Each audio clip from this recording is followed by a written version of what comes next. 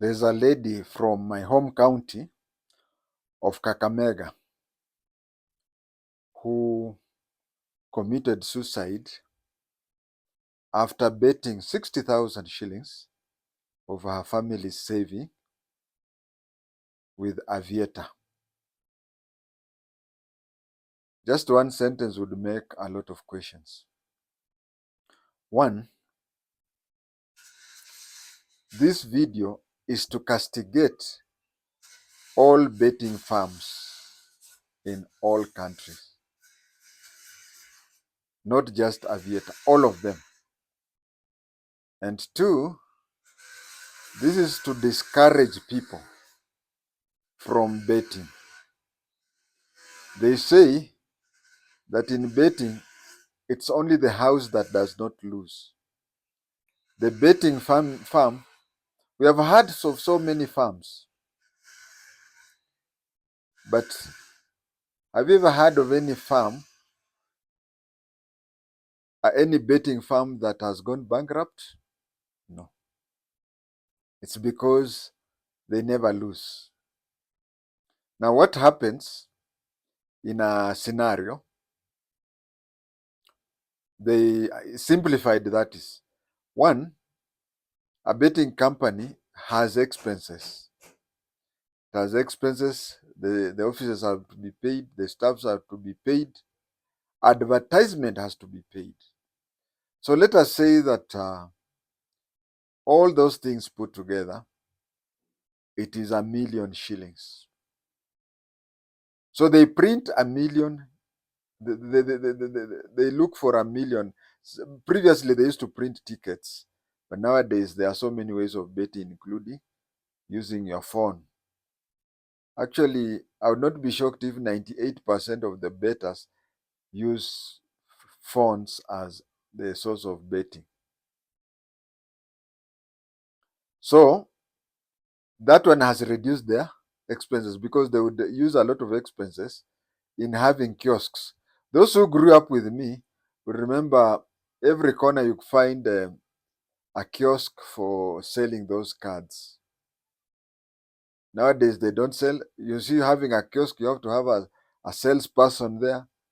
Those are but nowadays they just use the phone, which means they have less and less staff. So after considering the expenses, the staff salary, the advertisement, the taxes, the rent, everything, let us say they come up with 1,000,000 shillings. Then they look for a price that is, okay, let's say another 1,000,000. Those are 2,000,000 shillings. So what they do is they target 1,000,000 fools.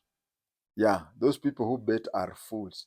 Actually, even calling them fools is unfair, because if we would have had a more serious name than foolish, we would have used that. I think we are tunaibisha jina fool. Fool is a bit better. So they look for 1,000,000 fools, and they go for a very small money. They just tell you, like is it aviation or whatever, where they say that, or even lotto, where they say that you get 5,000 times what you have betted. Now you use 20 shillings, 5,000 times 20, that is what? That is how they do. I mean, that is how they now come up with 1,000,000 shillings. And then take another 1,000,000 for these small earnings. Because one person will hit the jackpot with 1,000,000 and all others will share 1,000,000. Those are two. Their expenses, including everything, those are 3,000,000. Now they target for 1,000,000 people who will pay 20 shillings. Now for 1,000,000 people who are paying 20 shillings, that is 20 million. And we have counted how many millions? We have counted 1,000,000 for expenses. We have counted 1,000,000 for the overall winner and 1,000,000. So those are three, and they get 17 million per month. 17 million per month. Now compare that one with your supermarket, where you employ guards, where you employ tellers, where you employ CCTV, where you buy things to sell, and some of them are perishable, which can be. So this is just a clean money. There's a time I met somebody. I mean, this is one of the way they trick people. My brother-in-law, who follows Kwatengeres, the immediate follower, died, and I went to his funeral just before we had this corona, just before corona. So I boarded a matatu, I boarded a bus, and when we reached Kangemi, somebody boarded boarded the same bus, and he was going to Mumias. Me, I was going to wherever Watengeres comes from. And on the way, he had a lot of phone calls and whatever. It made me get interested in that. And you see, uh, traveling to Western Kenya from Nairobi, it's quite taxing. So it reached a place where I even wanted to know from him what had happened. And he told me that he had betted. Yeah, it is this betting company that includes Mushamba. Mushamba is a personal friend. He knows me, and we have a lot. Actually, there's even a time he tried to mentor me into comedy. So I've forgotten the name of the betting company, but the one that is associated with Mushamba. So he told me that he had entered into a betting. When he entered into that betting, it was declared that he had won the overall, prize. Can't remember the money, but let's say it is 1 million shillings. So he was told he had won the overall, and it was announced all over, and he was even called to Nairobi, where he was given a dummy check, and he was photographed and whatever, and then he was told, you can go back to Mumias, because what happens is that the transportation and accommodation is taken care of by that betting company. So instead of them transferring money into his account or anything, they told him, you go to Mumias, we are assessing what is happening. He went back to Mumias. And then on this particular time, when I was on my way to the funeral, is when they had called him. Now he had been called to Nairobi and told that there was a mistake here and there. Actually, we made a mistake that we were supposed to declare the jackpot winner one person, but coincidentally, we had declared 10 different people, and the company does not have that money. So what we have decided that all of you, the 10 of you, share the amount. They share the amount. You share, that is 100K each. 100K each. He complained. They said, okay, if you have any other expenses here and there, we can. I have that addition. So I advised this man to go public. Actually, a lot of people don't like their information being in the press. So I told him, can you go to the press, tell them you're going to the press to tell them what they are doing, and then they can elaborate that on the press. But we never exchanged contact, so I don't know what happened. I have noticed betting throughout my life. I remember there are two people who are very close to me who like betting. One of them is no longer with us. This is the elder whose house I'd slept. The last house I slept as a civilian at his house in Mudhurwa, F6 door 16. I slept at his place. Then in the morning I went to Kiganjo.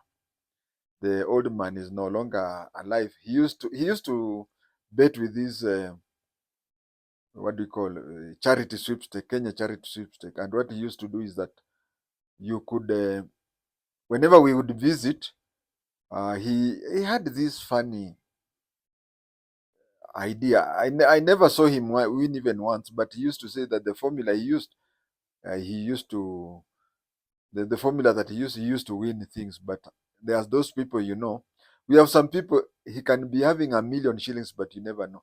But we have some people whom even if he gets 10,000, the whole plot will know. So, or the whole village will know. So he's that type of a person. If he would have gotten money, I would have known. But I don't think he ever won anything serious. But what he used to tell us when we were young, he would visit him, and then he would tackle the issue. He would tackle the issue in his head, and the chance would fall maybe on you. Then he'll give you, it used to be 20 shillings. He would give you 20 shillings and tell you to go to that place, but don't take the ticket on top. Go and take the ticket that is right in the middle, or go and look for any ticket that ends with 5, or whatever number he says. The last number should be that. So that is how he used to do. And he was so much addicted. I think his retirement, you see, when you are retired, chances are of you coming across money becomes limited. I think that is what stopped him. I also have a close relative, my own brother, same father, same mother. He has never. I mean, I don't remember him doing anything for himself apart from he used to be in Mombasa. He used to con people. He's my second follower uh, after my sister who follows me. Uh, Up to today, if you land at home, now I'll talk only on his aspect of betting. Let me not talk any other thing, but on his aspect of betting. You go there, as you're about to leave, you give him 50 shillings. He buys, he places it into M-Pesa, then starts betting. I've never known which betting company he has. There are even those problems that if you, I've seen that with, as a detective, I've seen that in life. There is a danger of trying to investigate some people very much. We have had cases where you try to investigate cults. When you investigate a cult, instead of you finding reasons why they are doing that and going to report, and then maybe the government does it, you find that yourself, you are now the one who is at Shakahola. So sometimes when you investigate these things or you investigate these people, you have to investigate carefully so that in case of anything, you walk out. There's a time I questioned him, bro, I always see you betting, whatever. What happened? And one thing I can assure you, if my brother is an example, betting people, just the way I have a crusade, I'm telling you people, don't bet, don't bet, don't bet, don't bet. These people are very careful with people like us. They know that we will try to discourage them. Because if you ask, I've seen you betting for so many years, but have you ever won anything? Eh, he goes to what? To his defensive. That is when he'll tell you how good that thing is and whatever. He even shows things. There are some things that our sister bought for him from Germany, and then he even forgets that I know. Tells me, you see, I betted and got 50,000, and I bought that solar panel you are seeing. I betted the other time. But when you remember very well as a family member, you know those things. And again, another thing I find that when you ask these people, they'll tell you, you see, mimi naendaga nakula kakitu kadogo. After some time nakula kakitu kadogo. I believe, and I feel I'm right, that if you are to take a paper and a pen, every time you bet, you write down. Because this betting, as you see in the advertisement, they say betting can be addictive. Just look at those people who are betting. They are addicted. They are addicted. Now, if you take a paper and a pen, and every time you bet, just write those 20 shillings. After that, you'll reach a place where you'll win 1,000 shillings. But if you are to count the 2020 you are placing there, it would even be 3,000 shillings. So you'll get people, ninapata ako kadogo, I'm still waiting for the jackpot.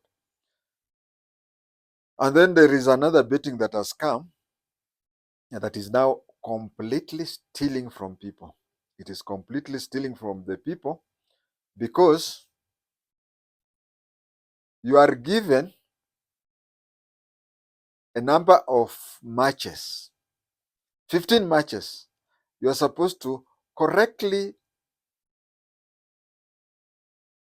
guess you are supposed to be correctly guess how much or what the outcome is. So you'll say the first match between so and so and so and so, this and that is that whatever one. You say that, my friend. Okay, I'm not a football fan. I've never been a football fan, but sincerely, can you bet 15 correct answers, correct matches? Now, after you have betted, and that is why you find that so many people have betted, but they still don't get whatever. And then aviation has come up with a new type of betting, which now led to this lady of the case of we are talking about. And this is evil. This is demonic. This is I have so many words to say. And this is what they do, and this is how aviation do. And I think this is how this lady lost her life. They start off everybody with, let's say, 50 shillings. Now, when you place there your 50 shillings, somebody else places 60. So yako inapotea. But if you are interested, you add 10 shillings, 20 shillings to your 50, it becomes 70. So you find that is how they come up with the plane coming up. What they do is you have 50 shillings, I place there 60. Someone else places there 70. Another one places 80. Another one places 90. Another one places 100. Now, if I have 50 shillings, if I placed there 50 shillings and it has reached 100, then I have to add 60 shillings to make it 110. And you see, as the plane rises, people get tired. People get knocked out. Let us say we started 50 people. Now, of the 50 people, everybody produces 50 shillings. How much is that? That is 2,500. Then somebody, just one person, says mine will be 60 shillings. If nobody bets more than 60 shillings, if you place there the 60 shillings, you are supposed to get the 2,560. So somebody sees that and says, okay, 2,560. And I have 50 shillings. Then he makes it 70. He makes it 70. When he makes it 70, somebody else comes and makes it 80. Now, what I think this lady, this gracious lady, may her soul rest in eternal peace, she borrowed money, 60,000 shillings. And she knew 60,000, she knew that nobody can bet with 60,000 shillings. So she just went there slowly. Ndege inapanda from 50 shillings inapanda. She's just there. Waits for somebody reaches 100, she places the 110. They continued that way. What she did not know, she did not know is somebody else who she lost. Is it 60 or 61? Let us say it is okay for the purpose of education. Let us say she placed there 60,000. 6 with 4 zeros. 60K. Elfstein. She placed there 60,000. What she did not know is somebody else had 61,000. Now, if she had 2,000 on top, she would have given out the 2,000 to make it 62 and defeat this person. I'm only talking on because I know there are paper trail which I've not gone across, but I think that is what happens. Now, because she had patiently waited and whatever, knowing that somebody else there did not have 60,000 shillings. So she went there, waited for somebody until somebody reached, and it is only that when she had given out all that money, somebody just came up with an offer. Hmm? She's here. Somebody came with something slightly by 100 shillings, just 100 shillings. And the other person took all the money. I would tell you, please look for any other place. One death is too much. Now, you see, this is somebody who has committed whatever. They are no different from the case I had in Nigeria. These kina Fungula Kumi preachers. We have Fungula Kumi preachers where somebody, it was a lady. She was a cashier in a company. She had the keys to the safe. So she was told that, not only she, but the whole church were told that if you give the pastor money, then the following day, God will open ways for you and you will get double. Is it double or 10? 10 times what? You did that. So she, okay, it may not even be 10, even double.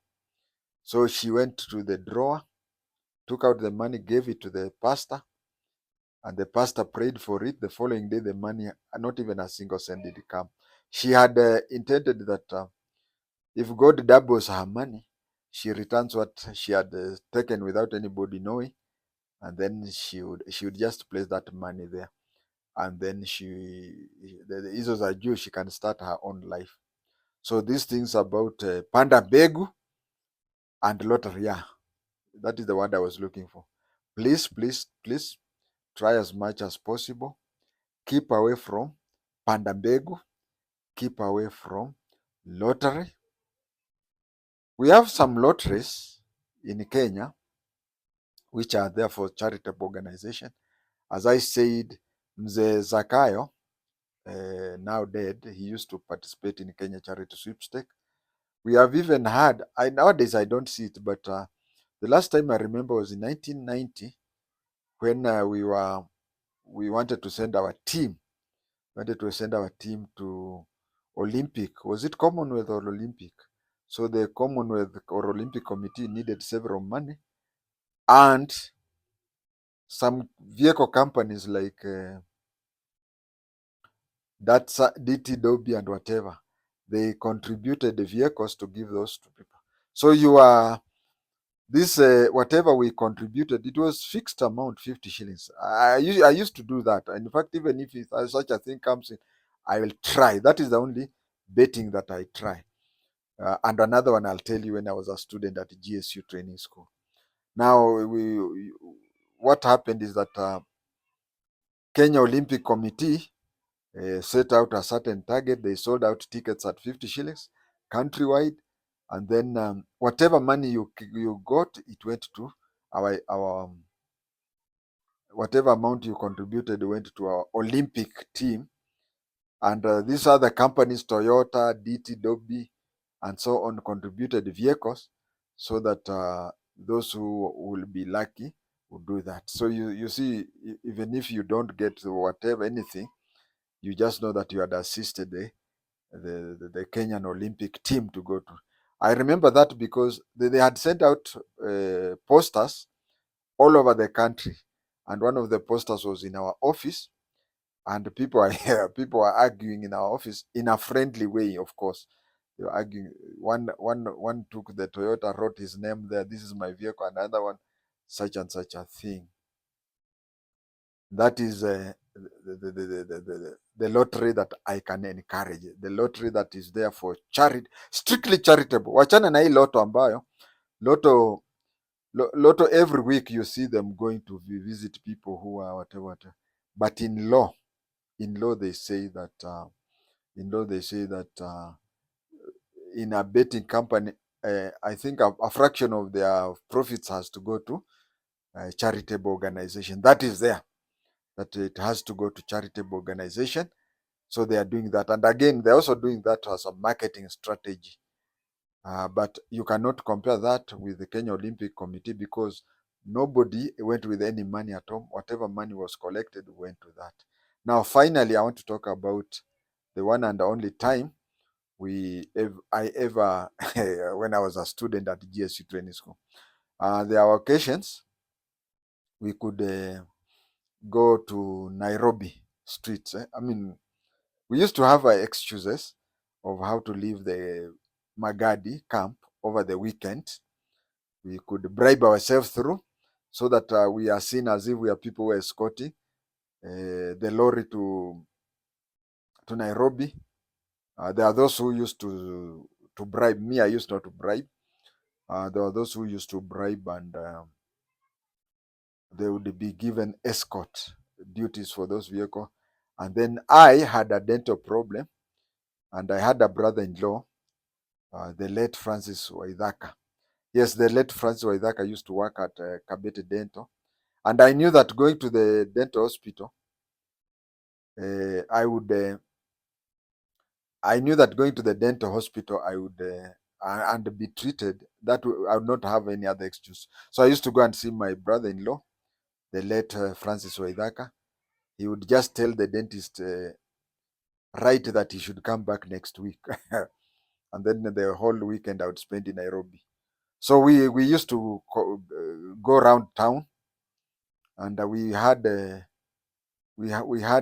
Samburu fellow, I'm forgetting the name, who was a stock theft person. We left Kiganjo with him, and then we went there. So we would, and alikuwa amekata masikio. So we used to give him some money, and we would go to the streets. You see, in the GSU Mustuni, when you are going for that